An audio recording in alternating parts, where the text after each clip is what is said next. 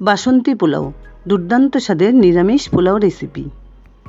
নমস্কার বন্ধুরা, জামাই ষষ্ঠী স্পেশাল আমার আজকের রেসিপি বাসন্তী পোলাও। যদিও এই পোলাও রেসিপিটি সম্পূর্ণ নিরামিষভাবে বানানো, তবুও কষা মাংস, আলুর দম বা ফুলকপির কোরমার সঙ্গে দুর্দান্ত খেতে হবে। চলো তাহলে স্কিপ না করে দেখে নেওয়া যাক পুরো ভিডিওটা। ভালো লাগলে লাইক, শেয়ার, কমেন্টস করতে ভুলো না কিন্তু। দুর্দান্ত স্বাদের এই পোলাও রেসিপিটি বানানোর জন্য এখানে আমি একটা বাটিতে নিয়ে নিচ্ছি চায়ের কাপে মেপে 1 কাপ গোবিন্দভোগ চাল। এবার এই চালটাকে 2-3 বার পরিষ্কার জলে ধুয়ে নিতে হবে।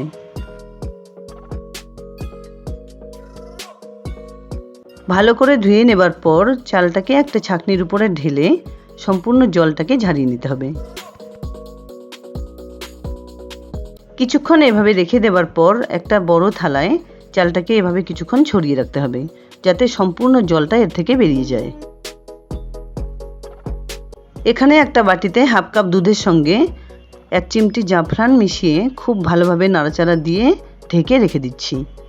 হাতের কাছে জাফরান না পাওয়া গেলেও শুধু দুধ দিয়েও এই রেসিপিটি বানানো যাবে। জলটা পুরোপুরি শুকিয়ে যাবার পর একটা বড় বাটিতে সমস্ত চালটাকে তুলে নিতে হবে। আমি এখানে গোবিন্দভোগ চাল ইউজ করেছি, তোমরা চাইলে কিন্তু কামিনীভোগ চাল বা বাসমতি আতপ চালও ব্যবহার করতে পারো। এবার এই চালের সঙ্গে মিশিয়ে দিচ্ছি 1/3 টিস্পুন হলুদ গুঁড়ো আর 1/3 টিস্পুন গরম মশলা গুঁড়ো। এর সঙ্গেই দিয়ে দিলাম 1/2 টেবিল স্পুন আদা বাটা। এবার খুব ভালোভাবে সবকিছু চালের সঙ্গে মিশিয়ে নিতে হবে। এবার একটা প্যান গরম করে তাতে দিয়ে দিচ্ছি 2 টেবিল স্পুন ঘি।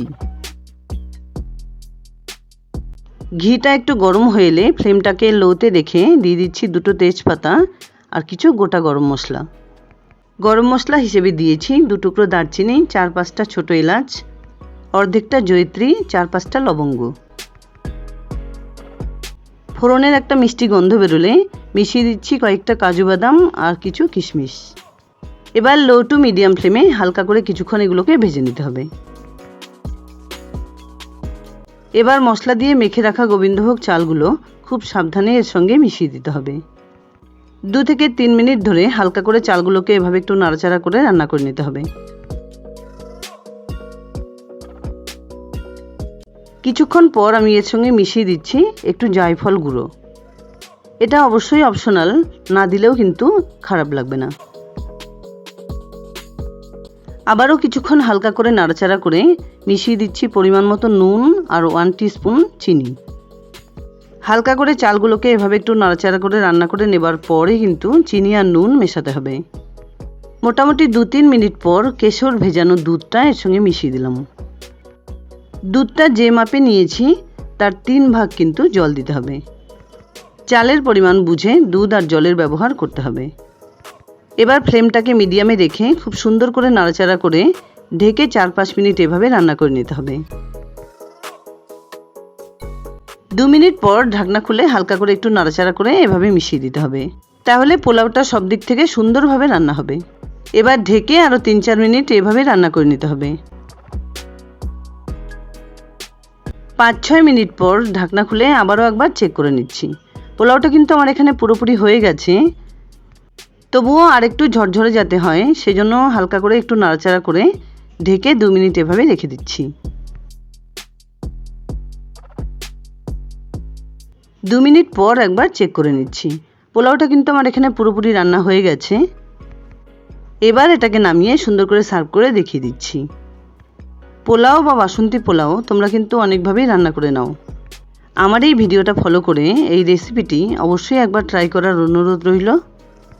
আর জামাই ষষ্ঠীর দিন জামাইয়ের পাতে যদি এই রেসিপিটি সার্ভ করে দেওয়া যায় তাহলে কিন্তু সে সত্যিই খুশি হবে। পরিবেশনের পর যাতে দেখতে সুন্দর হয় সেজন্য একটা বাটিতে কিছুটা পোলাও আমি তুলে নিচ্ছি। এবার চারদিকটা চেপে চেপে বাটিতে সমস্ত পোলাওটা সেট করে নিচ্ছি। কথায় বলে না, দর্শনে অর্ধভোজনম। পরিবেশন যদি সুন্দর হয় তাহলে কিন্তু খেতেও ভালো লাগে। যাই হোক, এর সঙ্গে আমি কষা মাংস সার্ভ করে দিচ্ছি। তোমরা চাইলে কিন্তু আলুর দম বা ফুলকপির কোরমার সঙ্গেও সার্ভ করতে পারো। যাই হোক বন্ধুরা, দুর্দান্ত স্বাদের বাসন্তী পোলাও রেসিপি আমার রেডি অ্যান্ড সার্ভড। আশা করছি আমার এই রেসিপিটি তোমাদের খুব পছন্দ হয়েছে। যদি এতটুকুও ভালো লেগে থাকে তাহলে প্লিজ ভিডিওটাকে একটা লাইক করো, শেয়ার করো ফ্যামিলি ফ্রেন্ডসদের সঙ্গে।